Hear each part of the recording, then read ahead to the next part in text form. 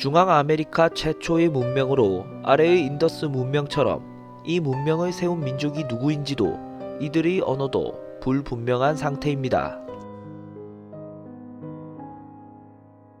징기스칸의 몽골을 통일하는 과정을 다룬 몽골 제국의 초기 역사를 다룬 원조비사는 유목민 스스로가 남긴 역사서로 사료로서 가치가 매우 높죠.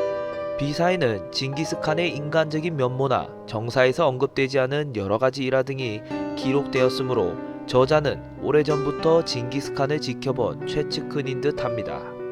하지만 원조 비사의 저자가 누구인지는 현재까지도 알려지지 않았습니다. 몇몇 사람이 후보에 오르고는 있으나 확실한 근거가 없어서 저자를 특정하기가 어렵죠. 어찌 보면 당연한 것인 게 비록 당대의 중산층 자제들이 주로 다니던 그래머 스쿨을 다니다가 중퇴했을 만큼 어느 정도 교육을 받기는 했으나 몰락한 지역 유지의 아들에 불과한 일개 평민 출신자의 생애가 상세히 알려져 있을 리는 없기 때문이죠. 윌리엄 셰익스피어에 대한 확실한 기록이 등장하기 시작한 건 그가 극작가로서 명성을 얻은 뒤의 일이었습니다. 현대에도 연예인이 유명세를 얻고 나서야 그의 이전 행적이 언론이나 팬들에 의해 조명되기 시작하는 것과 같은 이치죠. 하지만 이 때문에 셰익스피어가 누군가의 필명이라는 헛소문까지 돌 정도로 그의 젊은 시절에 대한 기록이 많이 남아있지 않아서 후대의 역사학자들에게 아쉬움을 주고 있습니다. 이 문명을 세운 이들이 누구인지도 이들의 언어가 어떤 모습이었는지도 불분명합니다. 어느 나라건 간에 자국 최초의 국가의 영토나 수도의 위치에 대해서 논쟁이 있을 수밖에 없는데 어째서 이게 크게 다루어지느냐 하면 야마토가 위치한 곳을 추적해 봄으로써 일본인의 절대 다수를 이루는 민족인 야마토 민족의 기원은 물론 한국과 일본의 인류학적 관계를 추정해 볼 수 있기 때문입니다. 한국어와 일본어의 기원에 대한 떡밥이 주류 역사학계와 비교 언어학계의 오랜 떡밥인 만큼 야마토의 위치가 어디였느냐가 밝혀짐에 따라 이러한 많은 의문들이 대거 해소되리라 보고 있습니다. 대체로 큐슈에 있었다는 설과 지금의 교토 근교였다는 설이 대립하고 있죠. 영화 스콜피온 킹의 모티브가 된 인물로 고왕국 시대 이전의 상하 이집트를 통일하는 데 결정적인 역할을 한 왕입니다.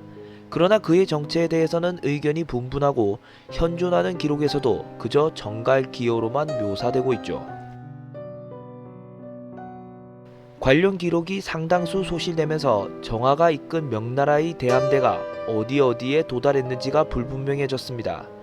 호주나 아메리카에 도달했다는 설도 있지만 우선 명나라의 함대가 동아프리카까지 도달한 것은 입증되었습니다.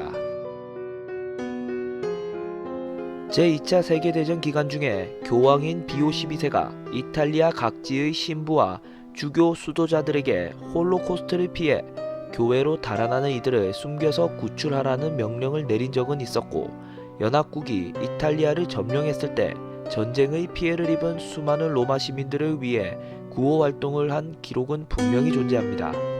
문제는 이는 연합국 군대가 이탈리아 반도로 진출한 뒤의 기록으로 그 이전에 바티칸이 파시스트 이탈리아나 나치 독일 등의 추축국을 대상으로 무슨 입장을 취했는가가 의문에 쌓여있죠.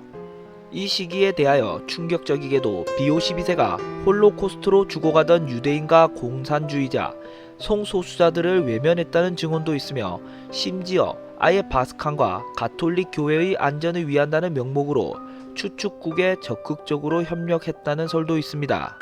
하지만 이 당시의 상황에 대해 확인할 수 있는 기록은 드물죠. 유일하게 남은 것이 비오 12세 본인이 남긴 기록이지만 이 기록들은 비오 12세의 유언에 따라 친구이자 비서였던 바스칼리나 레네르트 수녀가 모조리 소각한 바람에 그 내용을 영영 알 수 없게 되었습니다.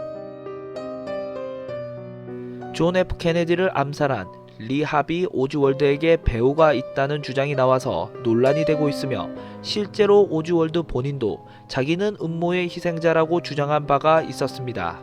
그러나 자세한 진상이 밝혀지기도 전에 오즈월드마저 잭 루비의 손에 암살당하여 모든 것이 의혹수준에 그치게 되었죠. 이런 의혹과 관련하여 잭 루비의 오즈월드 암살 역시 누군가가 배후에 있다는 주장이 있습니다.